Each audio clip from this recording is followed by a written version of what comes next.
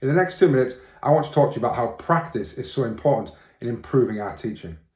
Now, this came from a lot of research I did at the start of the year, actually, from this book by Doug Lamore, Practice Perfect, which I would hugely recommend you to kind of get a copy of. It's a fantastic read.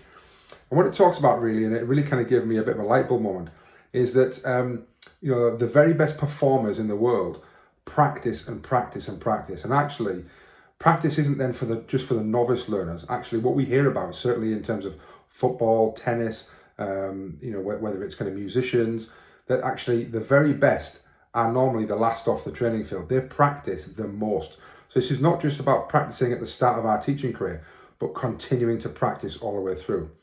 And actually, one of the questions that I kind of posed at the start of the year when I did a professional development session was, how does a tennis player get better?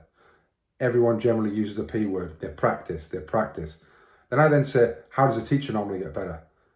And there's always a bit of a hush in the room, and it's, I read the TES, we read this, we read things on Twitter, we watch things, but actually, how many times do we actually really deliberately practice new skills in the classroom? I think that's a real key message for us to think about. If you're a teacher yourself or a school leader, how can we actually make sure that there's more of that happening?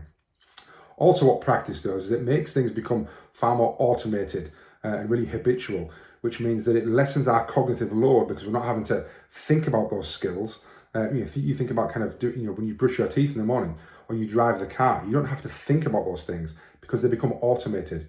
And that leaves you that other brain power and cognitive demands to do everything else while you're doing that manual skill. So the more we can practice these skills, the more we can think about going into lessons and thinking, I'm going to actually practice this today and try this today. Not until we can kind of get it right, but until we can't get it wrong anymore. And that's the real key difference. So more practice from everyone, teachers and leaders, talking about how practice really will make the biggest difference in our teaching. Hopefully that's been helpful. If it is, join the conversation below or in your staff room.